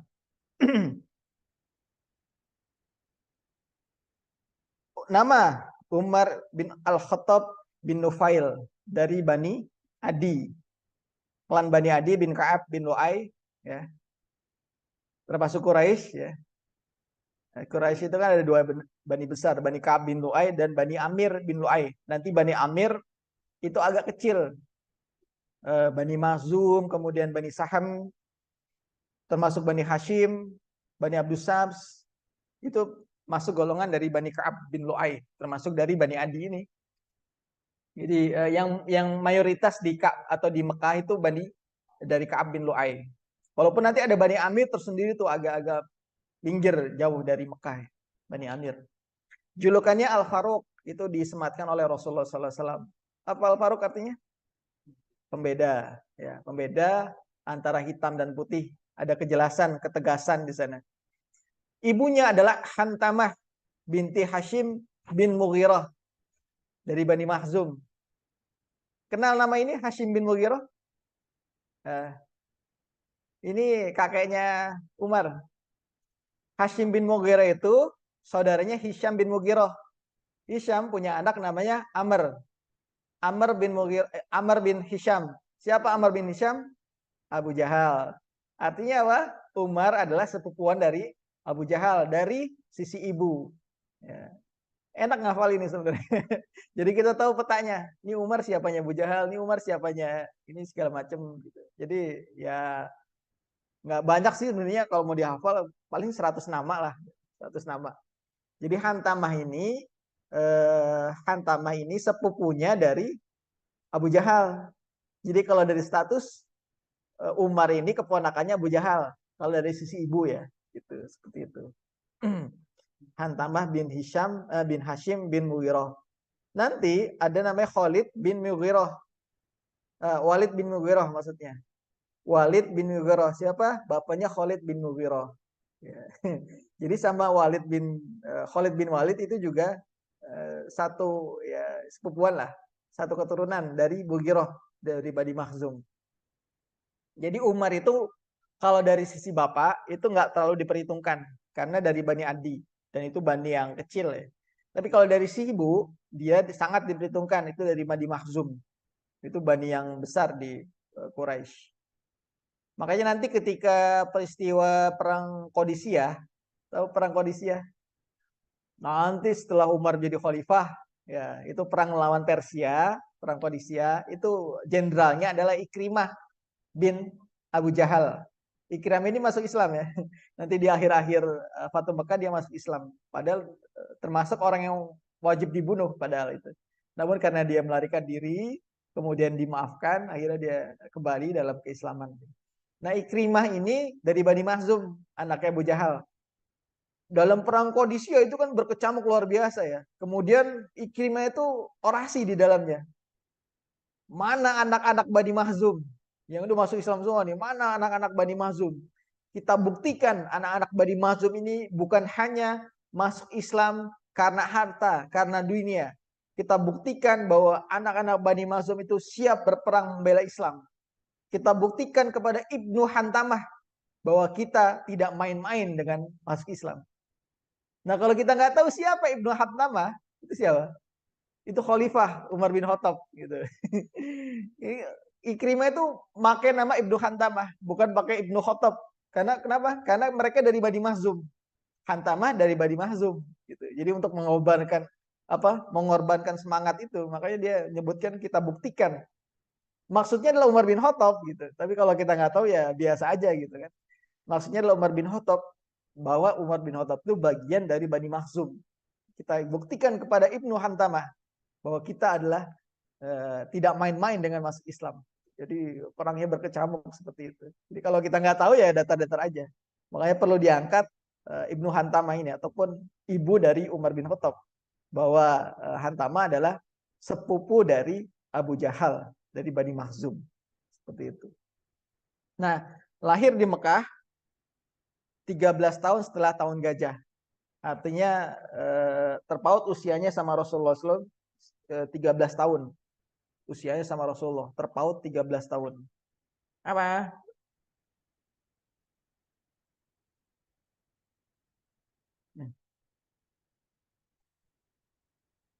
Eh, ketika Rasulullah SAW berdakwah berarti usianya berapa? Berapa usianya? Selisih berapa? 13. Iya, terpautnya 13 tahun. Berarti ketika Rasulullah SAW menerima wahyu 27. Ya, itu dihafal loh nama-nama itu. Apa usia-usia itu? Ntar saya WA Uminya dulu. Jadi masuk Islam di usia tahun ke-6. 33. Ya, jadi inilah, nggak apa-apa main matematika dikit lah. Biar kita tahu masuk Islamnya Umar itu tahun berapa, Hamzah tahun berapa, Abu Bakar tahun berapa, Ali tahun berapa, agar kita paham nih. Ternyata yang masuk Islam rata-rata itu adalah para pemuda. Ya. Yang lebih tua dari Rasulullah di awal-awal Islam itu hanya Hamzah dan juga ada satu orang saya lupa yang lebih tua dari Rasulullah. Gitu. Sisanya adalah di bawahnya Rasulullah SAW semua. Orang-orang yang masuk Islam. Jadi masuk Islam ketika usia 30 tahun. Jadi meninggal dunia itu setelah memimpin menjadi khalifah selama 2 periode 10 tahun. Di usia sekitar 63 tahun. Artinya masuk Islam di usia 33 dikurangi 63 berarti 30 tahun Umar bin Khattab itu berislam. Artinya lebih besar masa jahiliyah dia dibandingkan masa keislaman. Selisih ya 3 tahunan. Namun kita lihat 30 tahun. Ada usia 30 tahun di sini. Udah 30 tahun. Belum ya? Ya. Masih bisa mencapai Umar ya. Artinya 30 tahun Umar masuk Islam itu pencapaiannya luar biasa. 15 negara. Kalau kita hari ini ya. 15 sampai 20 negara dipimpin Umar. Dengan kekhalifahannya itu. Luar biasa lah. Umar tumbuh di tengah keluarga yang keras. Ayahnya Al-Khattab memaksa Umar untuk bekerja keras sejak kecil. Artinya sejak kecil memang Umar dididik keras sama Rasulullah SAW. Sama ayahnya. Jadi kalau Umar nggak nurut itu bukan dimarahi lagi, tapi dipukulin sama bapaknya. Itu Al-Khattab. Kalau kerja nggak bener itu dipukulin. Kata Umar ya, dahulu aku mengembala ternak Al-Khattab di tempat ini. Jadi ketika itu ada yang pernah nonton serial Umar gak? Serial Umar ya. Itu kan di awal-awal ada tuh Umar pulang dari haji udah tua gitu kan. Melihat ada lembah, ada tempat ini. Jatnah ya. Jatnan ya. Ada tempat itu. Itu Umar nginget gitu. Ini yang maksud apa namanya? Perkataan Umar tuh itu. Dulu aku mengembala ternak Al-Khattab di tempat ini. Jadi mengingat itu. Ayah adalah seorang yang berperangai keras dan kasar. Selain mengembala, aku juga terkadang mencari kayu bakar. Jadi dan Umar bukan mengembala kambing, tapi mengembala unta. Ya, unta. Makanya lebih keras perangainya. Perangainya lebih keras. Makanya Rasulullah bilang apa? Para nabi itu semuanya adalah penggembala kambing. Itu sebelum menjadi nabi, para nabi itu rata-rata menggembala kambing. Kenapa? Perangainya halus, lembut, kemudian santun, segala macam. Berbeda dengan penggembala unta. Makanya nanti ketika Rasulullah itu bertemu dengan seorang yang sedang ribut, berantem gitu kan, cekcok, Rasulullah tahu mana yang pengembala kambing, mana pengembala unta, itu tahu. Karena lihat dari perangainya aja. Jadi kalau mau lembut, antum ya, pelihara kambing gitu ya. 100 aja kan, pelihara gitu kan. Jadi jangan pelihara unta gitu. Di samping susah di sini kan juga nggak ada gitu untanya.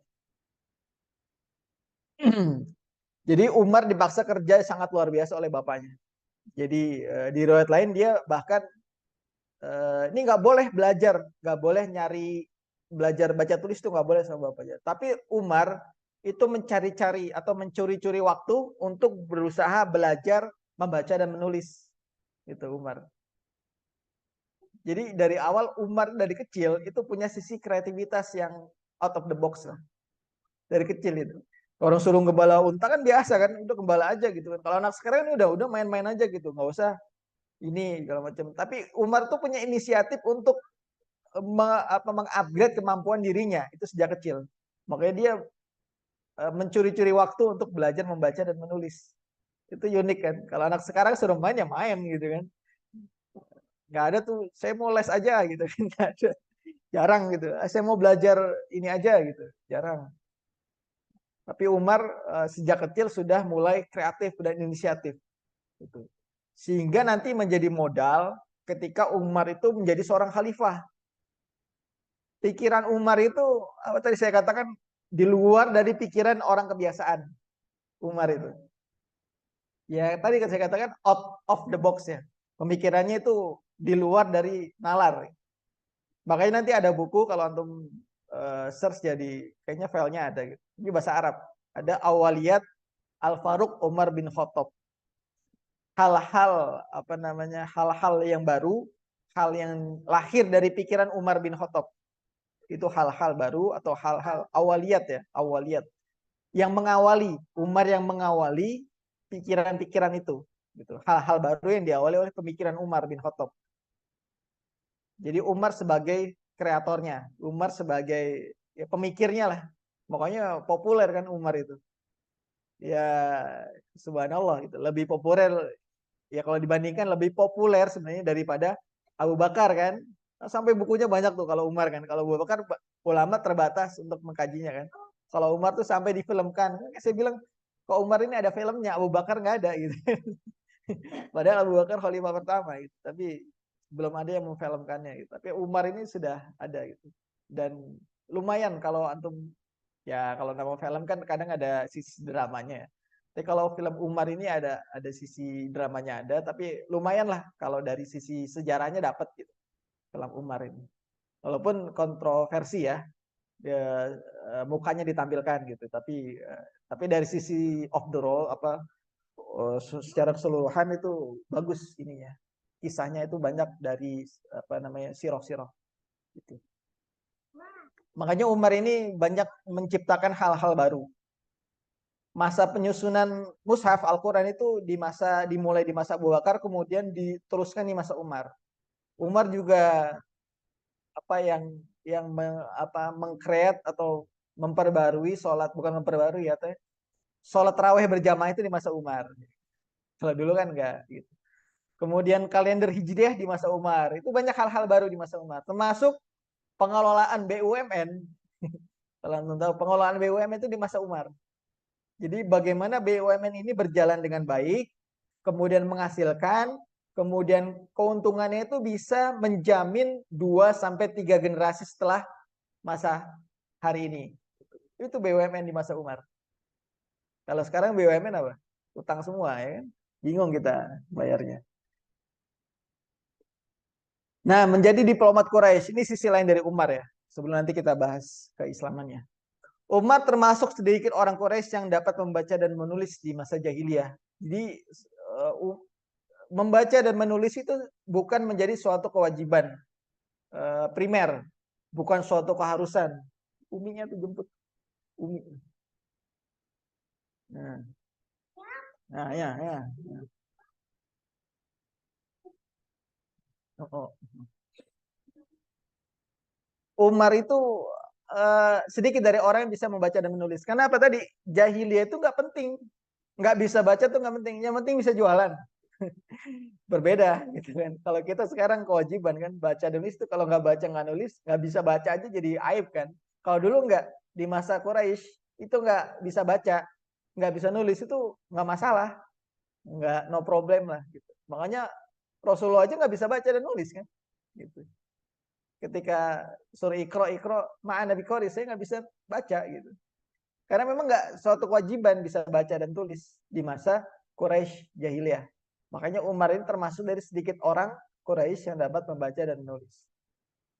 Kemudian Umar mulai berdagang di masa muda sehingga menjadi cukup kaya dan menyerap banyak pengetahuan dari perjalanan dagangnya. Tadi sisi kreatif, sisi inovatif, sisi pemikiran dan sebagainya ya. Kemudian Umar ini menjadi seorang pedagang. Walaupun kekayaannya tidak seperti kekayaannya Abu Bakar. Itu jauh gitu. Tapi Umar kaya gitu, kaya dan pedagang gitu.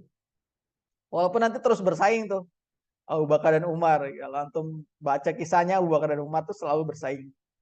Sampai Umar itu nggak sanggup bersaing. Ya, walaupun nggak janjian kita saingan ya, gitu. Enggak gitu. Abu Bakar nggak merasa bersaing, tapi Umar yang merasa ingin mengejar Abu Bakar. Gitu. Dari sisi amal, dari sisi apa segala macam, Abu Bakar tuh nggak bisa dikejar sama Umar. Ya. Sampai nanti peristiwa yang viral ya, yang masyhur itu peristiwa perang Tabuk kan. Umar datang dengan hartanya, dia baru pulang dagang gitu kan. Rasulullah mengumumkan infak gitu kan untuk perang. Umar, berapa yang kamu infakkan? Saya ini baru perang dagang, baru pulang dagang ya Rasulullah. Saya menginfakkan harta saya segini dan saya sisakan untuk keluarganya, keluarga saya sama segini, artinya setengahnya. Gitu. Setengah hartanya dia infakkan. Kemudian Abu Bakar datang. Abu Bakar, apa yang kau infakkan? Ya Rasulullah, saya infakkan segini. Bagaimana dengan keluargamu? Saya titipkan kepada Allah dan Rasulnya. Jadi artinya Abu Bakar menginfakkan seluruh harta yang dia punya pada hari itu. Gitu. Walaupun secara nominal berbeda. Jadi nggak sama nih. Bisa jadi lebih besar Umar hartanya. Gitu. Tapi dari sisi kualitas, gitu, seluruh harta Abu Bakar diinfakkan. Kalau Umar masih disisain buat keluarganya. Itu Umar dikiranya, oh saya bakal ngalahin Abu Bakar, dan ternyata enggak. Sampai nanti pada akhirnya Umar bisa mengalahkan Abu Bakar. Di mana? Antum tahu di mana? Ketika Umar jadi khalifah. Ketika menjadi khalifah, Abu Bakar masih mengambil gaji dari Baitul Mal. Gitu. Tapi Umar bilang nggak, saya hari ini bisa mengalahkan Abu Bakar. Kenapa? Saya nggak bakal ngambil gaji dari Baitul Mal. Gitu. Kecuali kalau saya butuh. Gitu. Kalau saya butuh, kalau nggak butuh saya nggak bakal ngambil. Itu Umar baru bisa mengalahkan Abu Bakar ketika Abu Bakarnya sudah wafat. Gitu. Masya Allah. Nah, Umar mewarisi bakat sebagai duta dan hakim Quraisy dari moyangnya. Nufail, ini bapaknya Khattab ya. Jadi kakeknya ini seorang hakim. Nufail bin Abdul Uzza. Ya. Kakeknya Umar ya. Dan Ka'ab bin Lu'ay, itu juga seorang hakim dan duta. Umar menjadi hakim yang mengadili perselisihan orang-orang Arab di masa jahiliyah. Jadi Umar tuh jadi hakim. Jadi posisi Umar di jahiliyah atau di Quraisy itu menjadi hakim di mengadili perselisihan orang-orang Arab di masanya. Umar juga menjabat duta Quraisy. Jadi luar biasa Umar. Itu apa namanya? Menjadi duta karena kemampuan komunikasi dan juga kemampuan narasinya. Nah, sentuhan Al-Qur'an. Nyampe nggak waktunya? Setengah jam lagi. Sentuhan pertama Umar dengan Al-Quran itu ketika mendengar bacaan Al-Quran yang dibacakan oleh Rasulullah dalam Qiyamul Lail. Rasulullah kan suka Qiyamul di Ka'bah. Kemudian Umar mungkin lagi di mana gitu, kemudian melihat Rasulullah sholat, dia dengar apa yang dia baca gitu kan, apa yang Rasulullah baca. Malam itu Rasulullah membaca surat Al-Haqqah. Al-Haqqah, Mal-Haqqah, wa ma adraka Mal-Haqqah, dan seterusnya dan seterusnya. Sampai pada ayat 41, wa ma huwa biqauli syair qalilam ma yu'minun. Umar itu tertegun di situ sebenarnya. Apa sih sebenarnya dibaca oleh Muhammad? Apakah ini perkataan seorang penyair? Apakah isi Al-Quran ini adalah syair-syair? Kok bahasanya sangat tinggi? Umar kan ngerti bahasa itu karena dia belajar membaca dan menulis. Dia mengerti. Kemudian dia dengarkan al-haqqah dan seterusnya. Dia dengarkan, kemudian terjadi kecamuk sebenarnya di hatinya. Ini dikisahkan Umar nanti setelah dia sudah masuk Islam, dikisahkan Umar.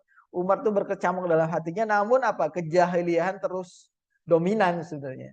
Masih belum, hidayah itu belum muncul. Ini mulai muncul tapi belum karena jahiliyahnya lebih dominan. Wala biqauli kahin qalilan ma tazakkarun. Apakah Al-Qur'an ini sebagai bahasa tukang sihir gitu kan? Kahin tukang sihir. Padahal ini dijawab, pertanyaan-pertanyaan Umar dijawab oleh surat Al-Haqqah. Makanya saya sarankan pulang dari ini nanti malam ya antum baca surat Al-Haqqah itu. Tadaburi terjemahannya.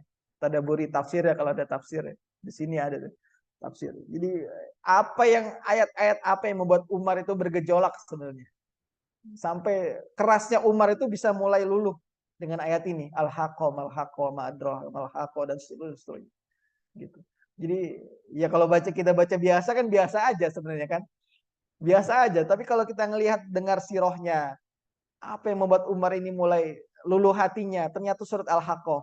Antum coba galilah lebih dalam malam ini. Ya, saya sarankan itu ya.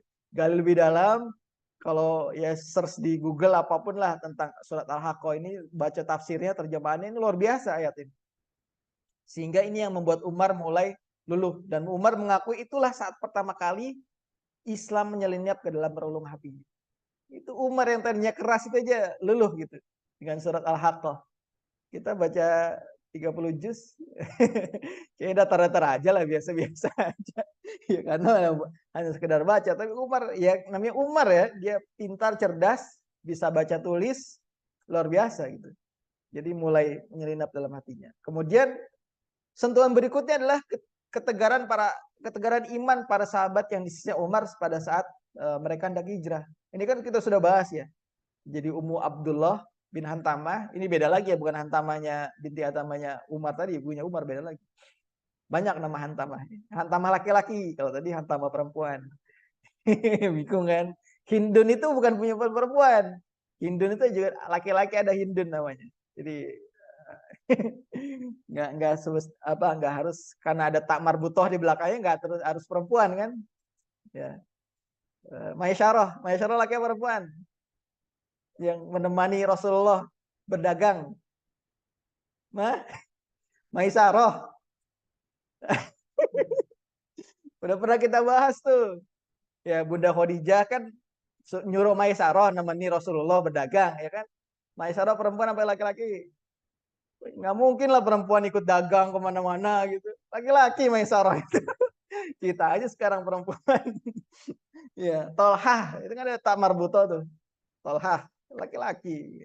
Maryam nggak ada tak marbutonya perempuan. Jadi nggak mesti ada tak marbuto kemudian perempuan. Ini hantamahnya laki-laki. Ummu Abdillah itu mau hijrah yang biasa disiksa oleh Umar. Kemudian Umar, mau kemana kalian? Mau hijrah? Ya udah hati-hati gitu kata Umar. Semoga aman gitu di jalan gitu. Jadi Umar itu merasa nih orang-orang kok saya siksa, kemudian kok nggak berubah-berubah gitu. Tetap aja masih beriman, tetap aja masih berislam. Ini apa yang sebenarnya membuat mereka itu kuat gitu. Orang kan kalau disiksa ya mau nggak mau harus balik dong gitu kan. Tapi ini kok enggak gitu. Nah ini Umar itu mulai bergejolak hatinya, di dalam hatinya seperti itu. Bingung dengan orang-orang yang disiksa gitu. Namun tetap kokoh dengan keimanannya. Jadi sampai ada suaminya Hantamah bilang, saya diceritain kan, suaminya Ummu Abdillah cerita sama suaminya gitu kan. Saya begini-begini ketemu Umar. Terus apa kata Umar? Mau hijrah gitu. Terus apa kata Umar? Ya udah hati-hati, semoga Allah menyelamatkanmu gitu. Mungkin ini Umar mau masuk Islam gitu kan, kata Ummu Abdillah. Kata suaminya nggak mungkin gitu kan. Nggak mungkin Umar masuk Islam sampai keledainya Al-Khattab, bapaknya masuk Islam, kata suaminya. Saking nggak mungkinnya gitu. Namun ya namanya hidayah Allah ya, seperti itu. Nah terakhir nih prosesnya yang yang masyhur gitu kan, sama-sama kita ketahui adalah setelah pembicaraan dengan tokoh Quraisy, Umar memutuskan untuk membunuh. Jadi Umar udah bawa pedang. Membunuh Rasulullah seorang diri, ya orang-orang Quraisy ini cemen semua, cuma ngomong doang gitu kan. Saya akan bunuh Rasulullah, saya akan bunuh Muhammad, gitu kata Umar gitu kan. Di mana Muhammad? Jangan halangi gitu. Kemudian Umar datang nyari Muhammad, kemudian ketemulah Nuaim. Nuaim ini sepertinya sudah masuk Islam. Dia nyoba ngulur waktu, gitu, ngulur waktu. Yang akhirnya, ngapain kau bunuh Rasulullah? Orang adekmu itu udah masuk Islam katanya, gitu kan. Siapa? Fatimah binti Al-Khattab sudah masuk Islam bersama suaminya Said bin Zaid gitu. Sudah masuk Islam, itu adekmu dulu urusin gitu. Ini maksudnya mengulur waktu biar nggak langsung ke Rasulullah. Ya pada akhirnya ketemulah dengan adiknya. Itu Umar menuju rumah adiknya Fatimah Al-Khattab bin Al-Khattab yang sedang berkumpul dengan suaminya dan sedang, kalau bahasa kita, halakoh lah dengan Khobab ya. Khobab ini yang mengakses rumah Al-Arqam. Jadi nggak semua sahabat Rasulullah yang masuk Islam itu ikut majelisnya Al-Arqam. Ya inilah Al-Khobab itu ikut majelisnya Al-Arqam, kemudian menyampaikanlah ke Fatimah dan suaminya Said bin Zaid. Ya, artinya untuk belajar Al-Qur'an lah. Halakoh lah gitu. Kemudian datanglah Umar, datang ke rumah adiknya yang sudah masyhur kita tahu ya. Apa yang kalian baca tadi gitu kan? Umar mendengar bacaan-bacaan Al-Qur'an surat Toha itu, tapi kemudian enggak, kami enggak baca apa-apa. Jangan bohong, langsung dipukul lah ya kan. Saidnya gitu, dibogem gitu. Berdarah gitu. Kemudian adiknya juga seperti itu, yang Fatimah, dipukul juga sampai berdarah. Nah, Umar ini kan seorang kesatria. Tadi seorang perangannya besar, kemudian Quraisy, terbesitlah dalam hatinya, ini hidayah mulai masuk nih. Terbesit dalam hatinya, kemudian kok saya tega-teganya mukul adik saya, apalagi dia seorang perempuan. Seorang laki-laki Quraisy itu nggak mungkin kayak gini. Kenapa kalian sekuat ini, kan berpikir itu juga. Kenapa kalian dizolimi, disakiti, disiksa, nggak pindah? Apa yang kalian baca gitu? Coba boleh lihat sini gitu. Umar mau baca. Nah, adanya nggak boleh. Gitu. Jangan, engkau itu najis. Gitu. Engkau harus mandi dulu. Engkau harus syahadat dulu. Ya udah, sama Umar dilakukan. Dia mandi, dia syahadat, kemudian baru dia baca surat Toha. Dia baca pelan-pelan, baca malam itu. Kemudian dia dalami dalam-dalam. Kemudian sampai Toha wa ma'adra, kami tidak menurunkan Al-Qur'an kepadamu agar engkau menjadi susah dan segalanya. Nah, baca juga nanti malam selain surat tadi surat Al-Haqqah, surat At-Toha juga. Surat Toha untuk baca nanti. Apa yang membuat Umar itu benar-benar hatinya yang keras itu menjadi cair, menjadi lembut, menjadi menerima Islam itu. Coba kita resapi dalam-dalam surat Toha. Ya, malam ini aja. Kan malam Ahad ya, nggak kemana-mana kan. Cobalah 2 surat itu antum tadaburi lah. Baca di Google tafsir-tafsirnya. Ini yang membuat 2 surat ini, yang membuat Umar ini yang tadinya sangat-sangat keras menjadi Islam. Menjadi luluh hatinya. Dan Allah menggambarkan kekuasaannya di surat Toha ini. Menggambarkan alam semesta ini genggamnya. Bahwa Umar yang tadinya merasa kuat, merasa hebat, ternyata nggak ada apa-apanya di hadapan Allah Subhanahu wa taala. Itu yang membuat Umar itu luluh hatinya, kemudian pada akhirnya minta diantar ke rumah Al-Arqam, walaupun masih bawa pedang tadi. Ya datanglah, kemudian ya, para sahabat sedang berkumpul, kemudian dilirik lah, mungkin kelihatan dari luar, dari dalam gitu. Umar datang, ribut semua di rumah Al-Arqam. Kemudian pada akhirnya Hamzah menemui. Apa yang kau inginkan wahai Umar? Apa engkau menginginkan kebaikan atau menginginkan keburukan? Pada akhirnya saya ingin menginginkan kebaikan. Pada akhirnya Rasulullah kemudian keluar memegang Umar, dalam riwayat itu megang pinggangnya gitu kan. Diguncang-guncang itu Umar. Kemudian dikatakan, belum cukupkah engkau Umar? Belum cukupkah engkau? Apakah harus ada ayat-ayat yang turun untukmu gitu kan? Seperti ayat-ayat yang turun kepada Walid bin Mughirah. kepada Abu Jahal, kepada Abu Lahab, butuhkah Allah menurunkan ayat yang mengecam perbuatanmu itu? Gitu. Kemudian Umar menangis, kemudian mengucapkan syahadat di hadapan Rasulullah SAW. Sehingga pada seketika itu juga kaum muslimin yang di rumah Al-Arqam ini langsung takbir gitu. Keras-keras, sehingga orang-orang Quraisy yang di bawah itu kan Al-Arqam itu agak di atas ya, dekat Ka'bah. Itu baru tahu ternyata markas mereka tuh di sini gitu kan.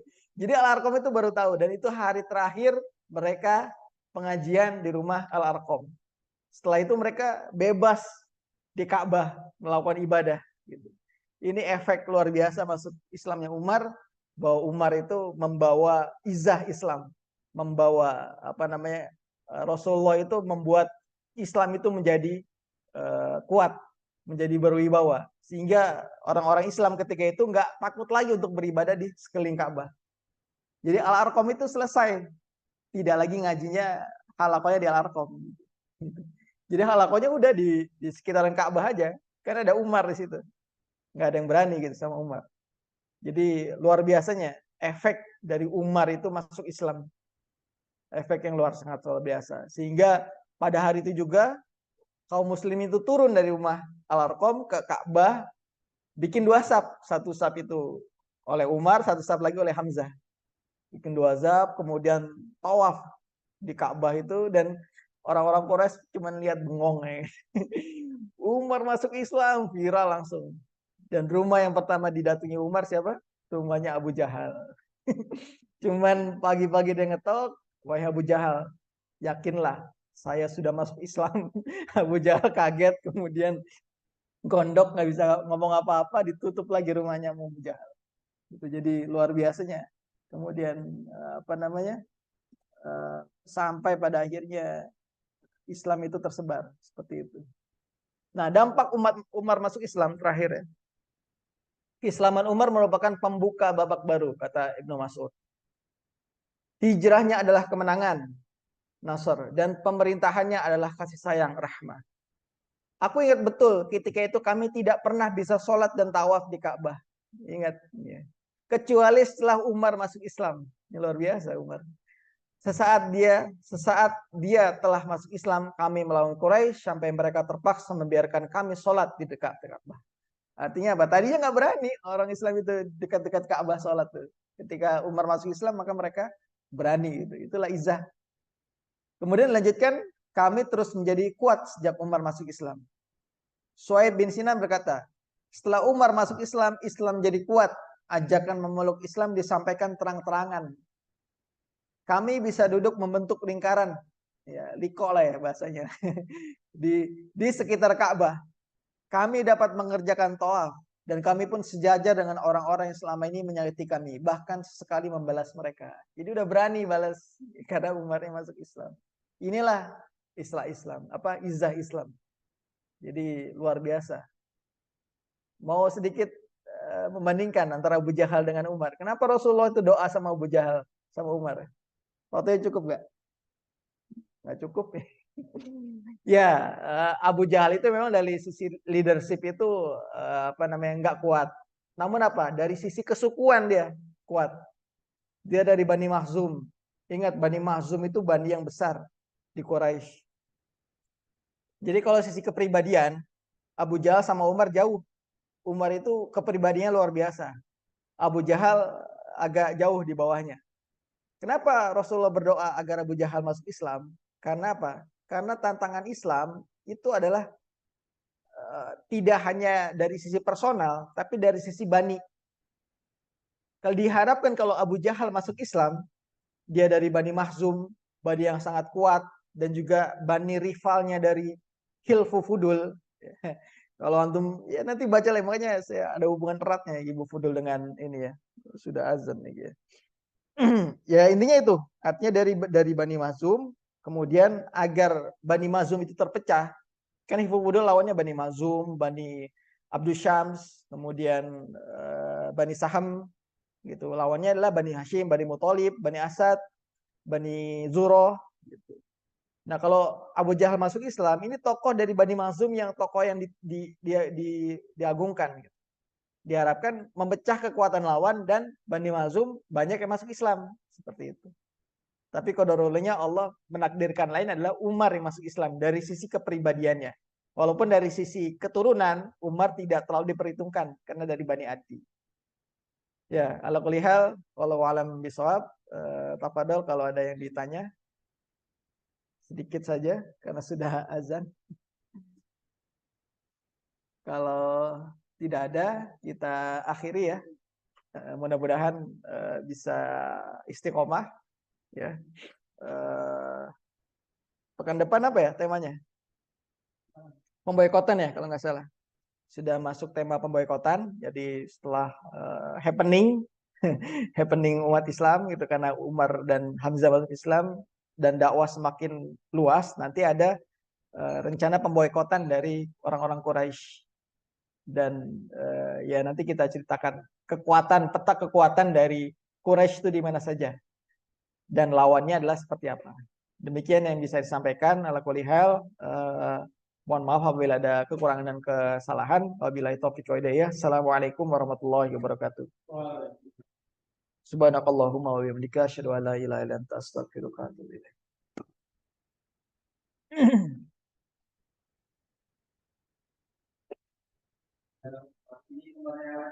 Masya Allah.